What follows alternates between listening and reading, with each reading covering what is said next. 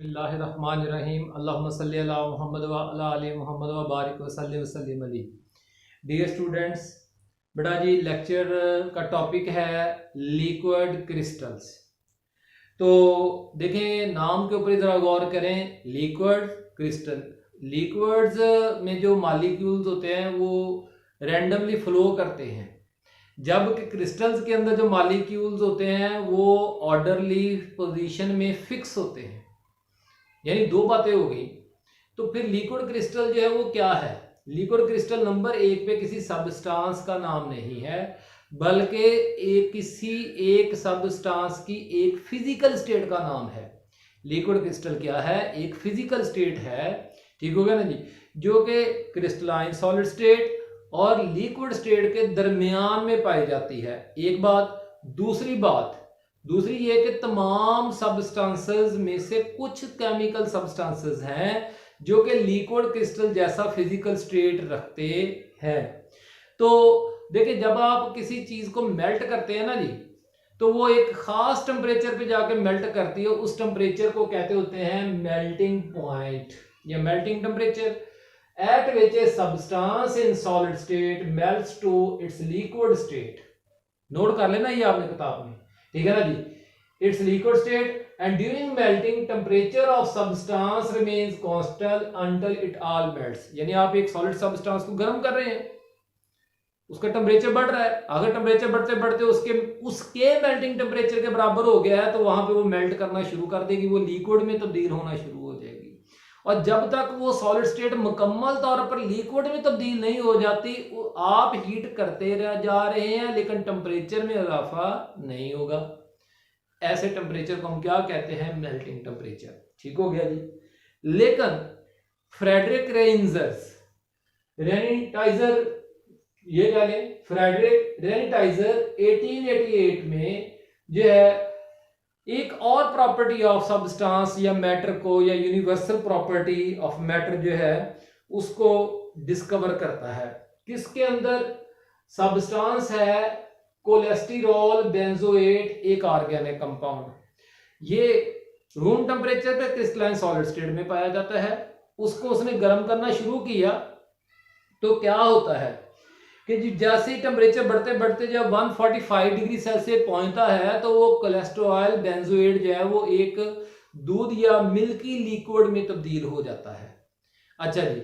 और फिर जब अभी वो गर्म कर रहा था कि सारे का सारा मेल्ट हो जाए, तो क्या हुआ? वो मिल्की लिक्विड ही उसमें तब्दील हो गया, पानी जैसे शफाफ ट्रांसपेरेंट लिक्विड में तब्दील हो गया। किस टेम्परेचर पे? वो 179 पे। पहला टेम्परेचर कौन था? 145, जहां पे वो मेल्ट होना शुरू हो गया। ठीक हो गया ना जी। फिर 179 पे वही मिल्की मेल्ट होकर मिल्की लिक्विड में, और मिल्की लिक्विड किस में तब्दील हुआ? जो है वो क्लियर लिक्विड में। उस मिल्की लिक्विड का नाम यहां पे रखा गया है टर्बड लिक्विड फेज, जिसको हम दूसरे लफ्जों में क्या कहते हैं? Liquid crystals. यानी लिक्विड क्रिस्टल्स और टर्बड लिक्विड फेज एक ही चीज के दो नाम हैं, ये याद रखिएगा। ठीक हो गया ना जी। तो अब ये उसके लिए बड़ी अजीब सी बात है, उसने तो ये ही पढ़ रखा था किताबों में कि जी जब आप किसी सब्सटेंस को गर्म करते हैं सॉलिड स्टेट से तो मेल्ट करके लिक्विड में तब्दील हो जाती है। तो फिर मेल्ट करके तो उसको क्लियर लिक्विड में डायरेक्टली तब्दील हो जाइए, दरमियान में टर्बड लिक्विड फेज क्या बना? तो उसने कहा जी वो फिजिकल स्टेट जो मेल्टिंग टेम्परेचर और क्लीनिंग टेम्परेचर के दरमियान में पाया जाता है उसका नाम है लिक्विड क्रिस्टल। उसका नाम है लिक्विड क्रिस्टल। अजरा किताब से पढ़ते हैं। 1888 फ्रेडरिक रेनिटाइजर एन ऑस्ट्रियन बॉटनिस्ट जो कि प्लांट्स को स्टडी करते हैं, discovered a universal property. He was studying an organic compound cholesterol benzoate. This compound turns milky liquid at 145 degree Celsius and 179 पे वो क्या बन गया? Clear liquid. ठीक है। When the substance is cooled the reverse process, वही 170 मतलब उसका टेम्परेचर 200 था, वो क्लियर लिक्विड था। जब उसका टेम्परेचर 179 से बिलो होना शुरू हुआ तो वो मिल्की लिक्विड बन गया। फिर जब 145 से कम होना शुरू तो वो मिल्की लिक्विड क्रिस्टलाइन सॉलिड में तब्दील हो गया जी। When the substance is this turbid liquid phase was called liquid crystals. अब बेटा जी एक्सप्लेनेशन, हेडिंग क्या बना लिया आप लोग, एक्सप्लेनेशन। मैंने यहाँ पे पॉइंट बना दिए हैं, ठीक हो गया ना जी, लेकिन एक्सप्लेनेशन शुरू हो गई तो वो यहाँ पे पांचवा और छठा पॉइंट जो है ये एक्सप्लेनेशन वाले हिस्से में आता है। तो up till now it has been reported that there are many crystalline solids, ऐसे बहुत सारे क्रिस्टलाइन सॉलिड्स हैं which melt into turbid liquid phase before finally melting to a clear liquid, किसी भी क्लियर लिक्विड में तब्दील होने से पहले। This turbid liquid phase can flow as liquid, liquid की तरह फ्लो कर सकता है। It has liquid properties like surface tension, viscosity, ठीक हो गया ना जी। तो बेटा जी विस्कोसिटी जो है ना वो resistance to flow of liquid, गाढ़ापन, उर्दू में गाढ़ापन, लेकिन वैसे क्या होता है resistance to flow of a liquid, किसी लिक्विड को फ्लो करने में जो रेजिस्टेंस मिलती है उसको उसकी विस्कोसिटी कहते हैं। जितना वो गाढ़ा होगा उतनी ज्यादा रेजिस्टेंस ज्यादा होगी, जितना वो पतला होगा उतनी उसकी रेजिस्टेंस कम मिलेगी, उसकी विस्कोसिटी भी कम होगी जी। तो but it is a very interesting to know that the molecules of such turbid liquid possesses some degree of order as well, उस टर्बड लिक्विड के अंदर भी जो मॉलिक्यूल्स पाए जा रहे हैं स्टिल दे आर ओरिएंटेड, वो तरतीब में ही फ्लो कर रहे हैं, रैंडमली फ्लो नहीं कर रहे लिक्विड की तरह, लिक्विड की तरह फ्लो कर रहे हैं लेकिन रैंडमली नहीं बल्कि ऑर्डरनेस, एक तरतीब के साथ कर रहे हैं, ठीक है ना जी। तो it means that these turbid liquid resembles crystals, ये आ गया पांच छठा point, turbid liquid phase resembles crystals in certain properties, example optical ones, ठीक है, जो क्रिस्टल सॉलिड्स होते हैं ना वो लाइट को एक खास एंगल पे बेंड करते हैं, लिक्विड क्रिस्टल्स भी ऐसे ही करते हैं। और जब मॉलिक्यूल्स के दरमियान में फासला कम या ज्यादा होता है तो वो एंगल ऑफ डायफ्रैक्शन बदलता है, जिसके नतीजे में वेवलेंथ ऑफ लाइट जो है, जो डायफ्रैक्टेड लाइट होती है ना उसकी वेवलेंथ के ऊपर फर्क पड़ जाता है। देखिए बेटा जी जो कलर्स होते हैं ना वो डिफरेंट लाइट्स के डिफरेंट कलर्स क्यों होते हैं, रेड का कलर, रेड लाइट का कलर, ग्रीन लाइट का कलर क्यों डिफरेंट होता है, उनकी वेवलेंथ एक दूसरे से डिफरेंट होती है। तो जब आप व्हाइट लाइट को लिक्विड क्रिस्टल के ऊपर डालेंगे तो वो वहां पे उस लिक्विड क्रिस्टल में गुजरते हुए डायफ्रैक्ट होगी और उसका डायफ्रैक्शन एंगल जो है वो उस कि उसको डिफरेंट वेवलेंथ्स में स्प्लिट कर देगा, यानी डिफरेंट कलर्स में। अब वो दो मॉलिक्यूल्स के दरमियान का फासला जो है वो डायफ्रैक्शन एंगल को डिटरमिन करेगा और नतीजतन वेवलेंथ को डिटरमिन करेगा। तो इसलिए क्या होगा, हमें डिफरेंट कलर्स जो है वो नजर आना शुरू हो जाएंगे। जैसे आप व्हाइट लाइट को प्रिज्म में से गुजारते हैं तो वो 7 रंगों में तकसीम हो जाती है, इसी तरह से व्हाइट लाइट को अगर हम लिक्विड क्रिस्टल्स में से गुजारते हैं तो वो रंगों में स्प्लिट अप होती है, लेकिन कौन सा रंग नजर आएगा वो डिपेंड करता है उन लिक्विड क्रिस्टल्स के मॉलिक्यूल्स के दरमियान में पाए जाने वाले फासले पे। क्योंकि लिक्विड क्रिस्टल्स में मॉलिक्यूल्स बेशक तरतीब में हैं लेकिन फिक्स नहीं है, वो मूव कर रहे हैं, वो अपने दरमियान में इंटरमॉलिक्यूलर डिस्टेंस को कम ज्यादा कर सकते हैं। अच्छा जी, तो अब बेटा जी optical ones, thus these turbid liquids are hence called liquid crystals, इसलिए हम इनको क्या कहते हैं लिक्विड क्रिस्टल्स। तो बड़ी डेफिनेशन आ गई है आपकी liquid crystal, liquid crystalline state, याद रखें मैंने क्या बताया था, लिक्विड क्रिस्टल एक स्टेट ऑफ मैटर का नाम है, ठीक हो गया ना जी। तो विच जो है एग्जिस्ट बिटवीन टू टेम्परेचर्स, जो कि दो टेम्परेचर्स के दरमियान में ये dash dash dash melting temperature and clearing temperature. देखो उसने मेल्टिंग पॉइंट नहीं कहा बल्कि क्या कहा है, मेल्टिंग टेम्परेचर, ठीक है ना जी, और क्लीयरिंग टेम्परेचर।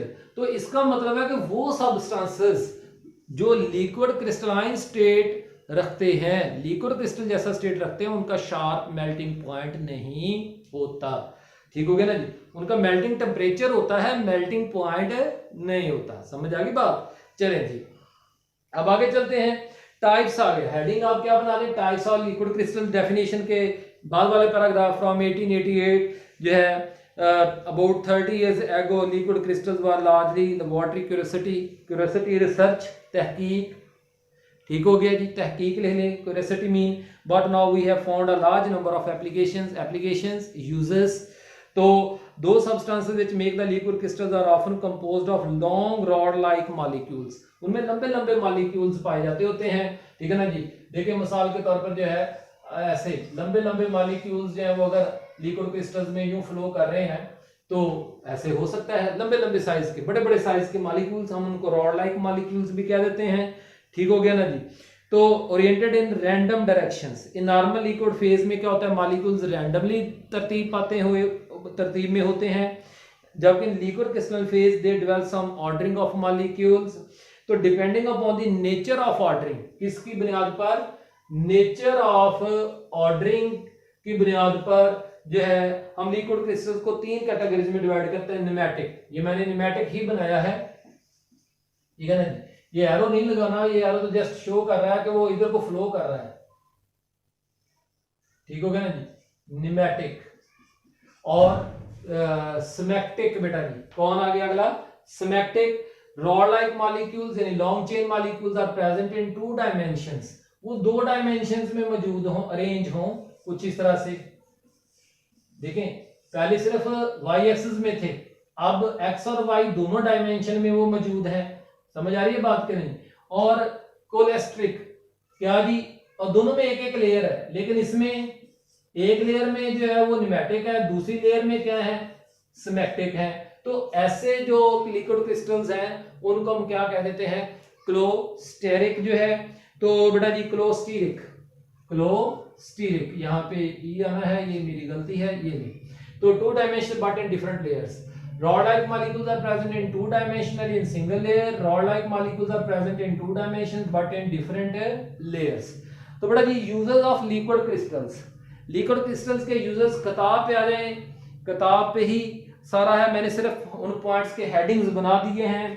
तो due to liquid remarkable optical and electrical properties, क्योंकि लिक्विड क्रिस्टल्स के ऊपर जो है वो लाइट जो है लाइट की प्रॉपर्टीज भी रखते हैं लिक्विड क्रिस्टल्स की तरह, और इलेक्ट्रिकल प्रॉपर्टीज भी रखते हैं। तो इलेक्ट्रिकल यानी कि इलेक्ट्रिक फील्ड लगाने से जो है वो इनके मॉलिक्यूल्स के दरमियान में जो फासला होता है ना, जैसे ये आप क्लोस्टेरिक में दे सकते हैं, या यहाँ पे 2 मॉलिक्यूल्स के दरमियान में फासला, 2 मॉलिक्यूल्स के दरमियान में फासला कम ज्यादा हो सकता है।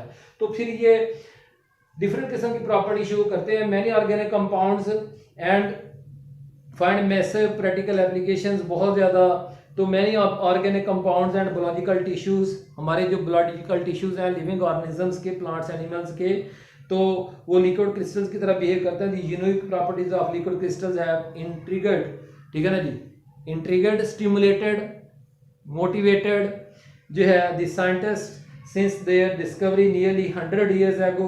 Some of their important uses are as follow. तो पहला यूज बेटा जी क्या है, used as temperature sensor, heading बना लें, used as temperature sensor।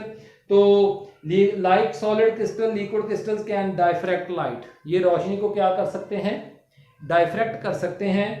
डाइफ्रैक्ट बेटा जी रोशनी अपना पाथ बदल दे।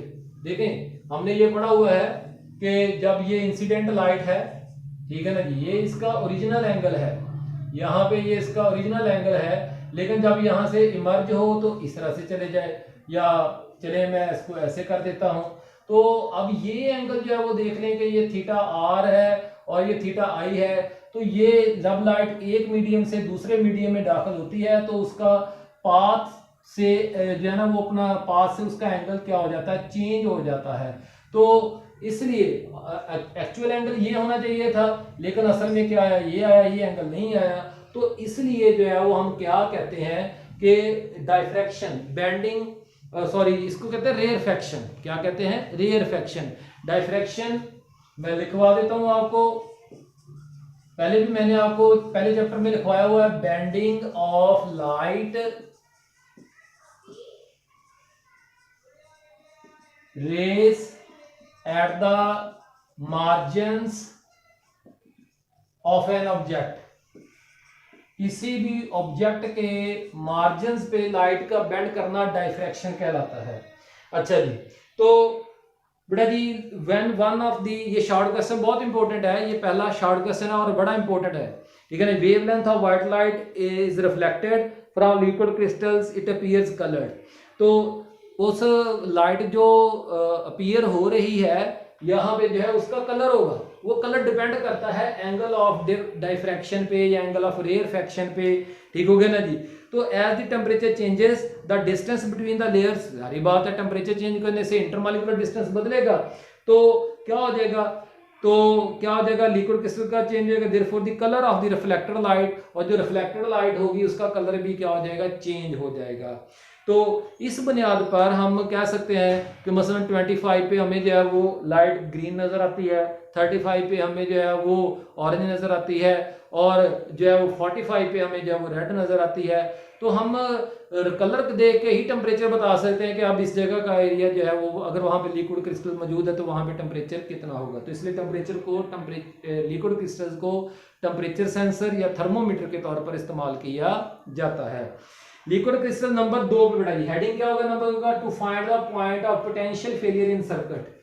देखिए मिसाल के तौर पर जो है ये एक बिजली की तार जा रही है, ठीक है ना जी, और इसमें ऊपर ये इसके ना यानी कि ये कवरिंग है, ये वो जैसी आपने देखी है काले रंग की तार होती है, उसके ऊपर प्लास्टिक की कवरिंग होती है, अंदर जो है वो कॉपर गोल्ड की तरह चमक रहा होता है, ठीक हो गया ना जी। अब मिसाल के तौर पे यहाँ से दरमियान में से कनेक्ट जो है वो जो कॉपर वायर है वो यहाँ से कट गई है, हमें तो ऊपर से कवर नजर आ रही है, हमें पता नहीं चलता, हम क्या करते हैं इसके ऊपर लिक्विड क्रिस्टल की लेयर लगा देते हैं। क्या लगा देते हैं? लिक्विड क्रिस्टल की लेयर लगा देते हैं। अब करंट यहाँ पे जाके जो है ना वो रुक जाएगा, उससे आगे नहीं जाएगा, क्योंकि यहाँ पे दरमियान में सर्किट ब्रेक हुआ है। तो यहाँ तक जो है वो क्या होगा, ये वार्म होगा और ये क्या होगा, कोल्ड होगा। तो इस जगह पे लिक्विड क्रिस्टल का कलर जब मिसाल के तौर पर रेड होगा, इस जगह पे लिक्विड क्रिस्टल का ब्लू होगा, तो यानी इस हिस्से में ब्लू होगा, इस हिस्से में रेड। तो हमें इस जगह से पता चल रहा होगा कि इस जगह पे से अंदर वो प्लास्टिक की तार के अंदर जो है वो जो वायर मेटेलिक वायर है वो यहाँ से ब्रेकअप हुई है। ये बेटा जी इस तरह से है। अब आगे चलते हैं। इसी वजह से room thermometer also contain liquid crystal with a suitable temperature range, ठीक है ना जी। ऐसी स्ट्रिप्स मिल जाती है, माथे पे लगाएं तो वो कलर नजर आता है, कलर के नीचे लिखा हुआ होता है कि फलां टेम्परेचर है इस बंदे का जी। तो as the temperature also contain liquid crystal with a suitable temperature range जो है। अब बेटा जी जो है then temperature changes figure show up in the different colours. तो मैंने इसका तीसरा पॉइंट बना दिया रूम थर्मोमीटर्स, यानी लिक्विड क्रिस्टल्स को रूम थर्मोमीटर के तौर पर भी इस्तेमाल किया जाएगा। इस मरतबा टेम्परेचर जो है वो कलर्स की सूरत में हमें नजर आएगा फिगर्स की बजाय। अच्छा जी चलो, तो यानी फिगर्स जो है वो कलर की सूरत में नजर आएंगे। अब बेटा जी स्किन थर्मोग्राफी नंबर 3 का हेडिंग आपकी किताब में तीसरा पॉइंट है, मेरा हेडिंग कौन है, चलिए मैं भी यहाँ पे 3 कर देता हूं ताकि आपको आसानी रहे। स्किन थर्मोग्राफी, ठीक है ना जी, हेडिंग क्या बना लें, स्किन थर्मोग्राफी। तो बेटा जी बात ये होती है कि हमारे जो बॉडी टिश्यूज के दरमियान है ना ब्लड कैपिलरीज मौजूद होती हैं या ब्लड वेसल्स मौजूद होती हैं। इन ब्लड वेसल्स का अंदर वार्म ब्लड होता है, तो ब्लड वेसल्स वाले हिस्से में जो है वो का टेम्परेचर ज्यादा होगा और बाकी टिश्यूज के मुकाबले में। तो अगर हम लिक्विड क्रिस्टल को अपनी स्किन के ऊपर ऐसे लगाते हैं तो जहां जहां वेन्स मौजूद होंगी ना वो हिस्सा और कलर में नजर आएगा, और जहां जहां वो वेसल्स ब्लड वेसल मौजूद नहीं होंगी वो और कलर का नजर आएगा। तो liquid crystal number 3, liquid crystal substances are used to locate the veins arteries infections, ठीक है जी, एरियाज ऑफ जहां पे पैथोजेंस ने अटैक किया हुआ है, ठीक है ना जी, एंड ट्यूमर्स, ठीक है ना जी, मैस ट्यूमर्स, रसोलियां, गिल्टियां, ठीक है जी। द रीजन वजह क्या है, the reason that the parts of the body are warmer than surrounding tissue. Specialist जो है वो can use skin thermography to detect blockages in veins and arteries when a layer of liquid crystal is painted on the surface। उसकी जब तय लगाई जाती है skin के ऊपर तो breast tumor shows up as a hot area which is colored blue। This technique has been successfully in early diagnostic of breast cancer। तो जिस बंदे की खून की नालियां इंजेक्शन लगाने के लिए नहीं मिल रही हैं उसके ऊपर लिक्विड क्रिस्टल की तय लगा लें जी। नंबर बेटा जी आगे आ गया है number 4, display of electrical devices. आपके पास जो मोबाइल है या लैपटॉप है उसकी स्क्रीन को जब आप ऐसे टच करेंगे ना जी तो वो आपको कुछ इस तरह से उसमें ना वो कलर से वो जब नजर आते हैं। ये कुछ और ही हो गया है, चलो तो खैर। अब जी तो वो आपको ना वो ऐसे रंग से बदलते हुए नजर आते हैं, तो वो इसका मतलब असल बात यह है कि ये इनकी जो स्क्रीन होती हैं लिक्विड क्रिस्टल्स की बनी हुई होती है। अच्छा बेटा जी, तो liquid crystals are used in display of electric devices, digital watches, digital watches नंबरों वाली घड़ी जो होती है वो डिजिटल नंबरों वाली, एक सुइयों वाली होती है, एक नंबरों वाली घड़ी होती है। उसके कैलकुलेटर की स्क्रीन को ऐसे थपथपाएंगे ना तो लहरें से बनती हैं, वो लिक्विड क्रिस्टल्स की वजह से है, क्योंकि आपने प्रेस किया है तो लिक्विड क्रिस्टल के मॉलिक्यूल के दरमियान में डिस्टेंसेस जो हैं वो चेंज हुए हैं। तो calculator, laptop, these devices operate due to the fact that temperature, pressure and electromagnetic field easily affect the weak bonds which hold the molecules together in liquid crystals। पांचवा बड़ा हेडिंग क्या होगा, क्रोमेटोग्राफी। लिक्विड क्रिस्टल्स जो है chromatography में भी इस्तेमाल की जाती है। क्रोमेटोग्राफी हमने सेकंड चैप्टर में पढ़ी थी, सेपरेशन टेक्निक है। Liquid crystals are used as solvent. तो नंबर 6 पे बेटा जी ऑसिलियोग्राफी। आपने ना हॉस्पिटल्स में देखा होगा कि वो जब कोई मरीज सीरियस होता है ना तो ऐसे एक वेव चालू होती है, two two two two two, और अगर वो मर जाए तो फिर वो क्या होता है, वो फिर जी वो टू टू चलने की बजाय वो लाइन सीधी टू हो जाती है, बंदा मर जाता है। ये इन मशीन इस मशीन को कहते हैं ऑसिलियोग्राफिक मशीन, ठीक है, जो कि दिल की हार्ट बीट को रिकॉर्ड कर रही होती है। उसके डिस्प्ले में, उसकी स्क्रीन में जो है लिक्विड क्रिस्टल इस्तेमाल होता है। टीवी जो है लिक्विड क्रिस्टल्स वाले आए थे, तो एक होती है LCD लिक्विड क्रिस्टल डिस्प्ले, ठीक है, और एक होती है LED, ठीक है, लाइट मीटिंग डिस्प्ले जो है मुख्तलिफ है। बहरहाल वो LCD क्या है, लिक्विड क्रिस्टल डिस्प्ले, इस तरह से है। तो बेटा जी कोई भी सवाल व्हाट्सएप पूछा तो हम सबका हमें ना सर आमीन, शुक्रिया।